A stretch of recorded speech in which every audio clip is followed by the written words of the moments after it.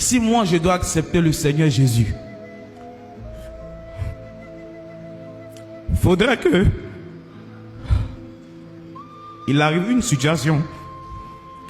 Et dans cette situation, l'argent ne peut pas me faire sortir de là.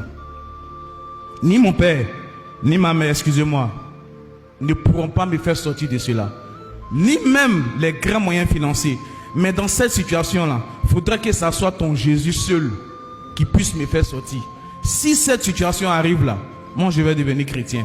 Je suis à l'état civil, M. Dorego Adnan, fils d'imam. Et je suis ici pour rendre mon témoignage.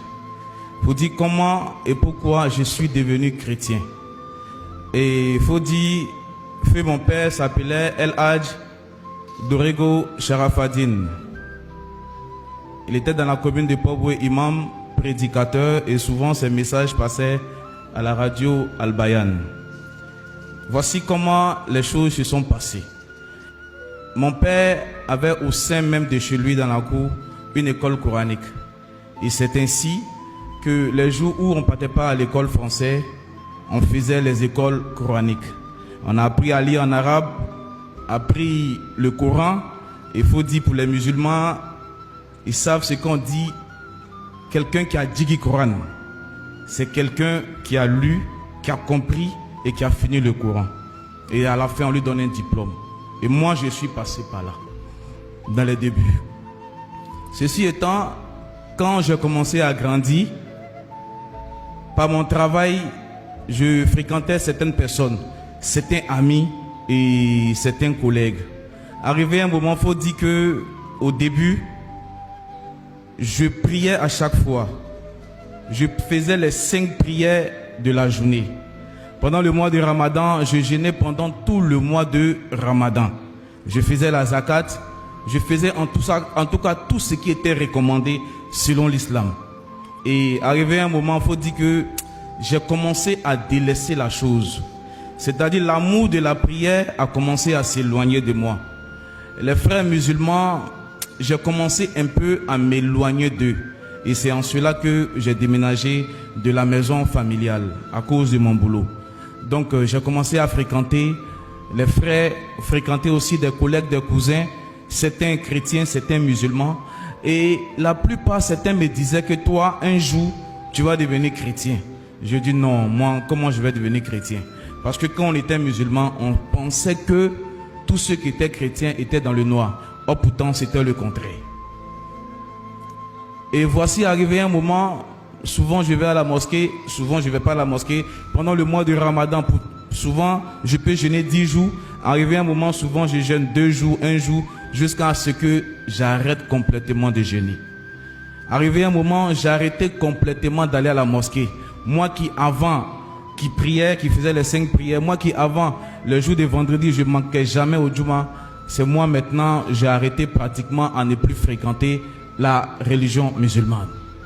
Et c'est ainsi que un cousin me disait un jour que toi, tous les jours, je t'ai dit, tu vas devenir chrétien. Et comme il avait l'habitude de me dire ça, moi je lui ai dit, moi chrétien, c'est impossible. Que bon, ok, c'est simple. Je lui ai dit ça comme ça.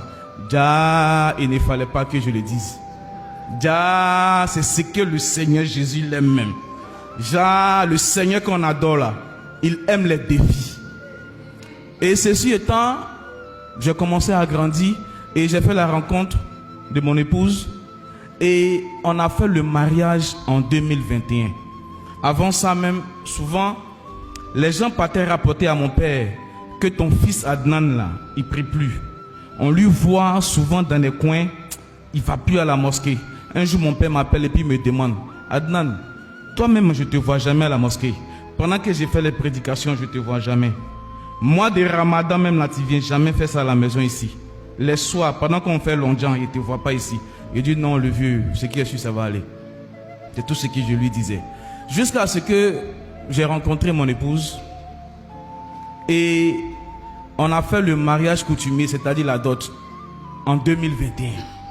Quand on a fait la dot, bien vrai, ce n'était pas facile. Pourquoi? Parce que mes frères et sœurs savaient que je n'étais plus musulman. Mais nous savons que Quand le Seigneur dit qu'il veut faire quelque chose avec toi, l'homme ne peut rien faire. Ce qu'il a dit, va faire là, sûrement il le fera avec toi. Même si l'homme dit ça ne pourra pas, lui qui t'a créé là, par sa grâce, tu vas forcément arriver. Et ceci étant, on a fait le mariage coutumier. Et voici où tout va commencer.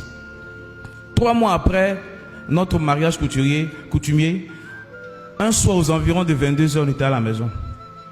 Et comme le lendemain, je devais me lever tôt pour aller au travail, j'ai laissé ma femme au salon et je suis rentré dans la chambre me coucher. Et un coup, j'attends, Adnan, viens. Bon, moi, je me suis dit, comme je l'ai laissé au salon, elle était en train de me taquiner pour ne pas que je puisse dormir. Donc, j'ai vu ça d'amusement. Et je vois qu'elle insistait. Viens, ça ne va pas. Je me lève et je viens la retrouver au salon. Je dis, mais qu'est-ce qu'il y a? Elle dit, je ne vois pas. Elle dit, mais tu vois pas comment? Elle dit, oui, que je ne te vois pas. Il dit, oh, arrête. Oh. Il doit aller me reposer, demain il doit sortir tôt. Elle dit, je t'ai dit la vérité, je ne vois pas. Et pour tester, je me suis dit, en essayant de faire venir mon doigt vers son œil, sûrement elle va fermer ses yeux. Donc j'ai fait le geste, j'ai vu qu'elle n'a pas fermé ses yeux. J'ai fait le geste une seconde fois, je vois qu'elle ne ferme pas les yeux. Je dis, mais c'est quoi ça là? Mais qu'est-ce qui se passe? Qu'est-ce qui s'est passé? Elle dit, non, tu m'as laissé ici tout à l'heure. Un coup j'étais là, j'ai senti quelque chose dans mes yeux. Quand j'ai commencé à frotter, c'est là que je ne vois plus. Il dit, mais on va faire comment? On se va dans 23 heures. Nous, on vient à peine de se marier. Comment on va aller dire quoi à qui à l'heure là? C'est là je me souviens que j'ai un collègue travailleur, qu'on travaillait ensemble. Un jour, ma femme elle est coiffeuse. Donc comme elle devait travailler dans son salon, il est venu bénir l'endroit. Donc il est venu avec huile d'olive, huile d'onction. C'est ça qu'il a pris. Il a prié là-bas. Je le salue au passage, le pasteur Daniel. Il a prié à cet endroit. Et quand il a fini de prier, il a laissé l'huile. Donc soudain, je me suis rappelé qu'il avait laissé l'huile là-bas. J'ai dit, bon ok, tiens, je vais aller prendre l'huile là. Et pendant ce temps, je voulais tester encore si ma femme vraiment, elle ne voyait pas. Donc elle était assise dans un fauteuil. Donc je lui dis, lève-toi. Et je l'ai prise.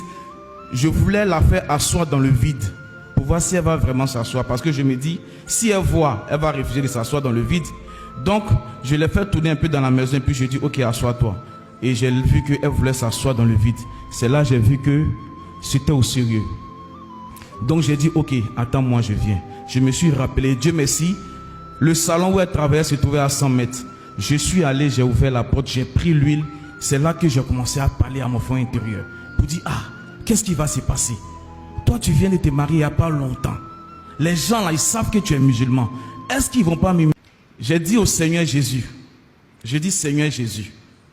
En parlant, j'avais même oublié le défi que j'avais lancé. Et j'ai renversé l'huile là dans ma paume. Et j'ai dit Jésus, toi qu'on appelle Jésus-Christ, qui dit que tu es Dieu. Voici cette nuit-là, ma femme, elle est devenue aveugle. Je mets l'huile. Quand je vais frotter mes mains sur son visage, je ne veux pas dans 10 minutes, ni dans 30 minutes, ni demain. Si tout de suite et maintenant, elle retrouve la vue, moi, je t'accepte et puis je deviens chrétien. Voilà la prière que j'ai faite. J'ai fait la prière dans mon cœur. Et quand j'ai fini, quand j'ai renversé l'huile, malheureusement, l'huile là, je peux dire heureusement, l'huile est versée beaucoup dans ma paume. Donc j'ai remis dans l'autre paume et j'ai commencé à malaxer dans ma paume. Et quand j'ai fini, j'ai mis mes mains sur son visage. Et j'ai commencé à frotter son visage. Pendant au moins 5 secondes, je lui ai dit, ferme les yeux. Quand j'ai fini de frotter son visage, j'ai enlevé mes mains. Je dis, chérie, elle dit oui. Je dis, chérie, elle dit oui. Je dis, ouvre les yeux. Elle a ouvert les yeux. Elle dit, je te vois.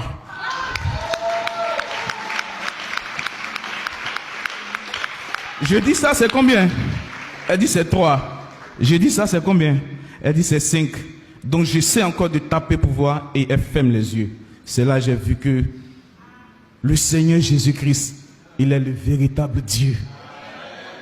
Et après cela, il faut dire que la nuit, on n'a pas dormi. Jusqu'au lendemain, je l'ai appelé.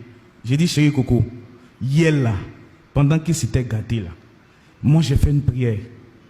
J'ai dit à Jésus que si tu recouvres la vue, quand je vais mettre ma main sur ton visage là, moi je deviens chrétien.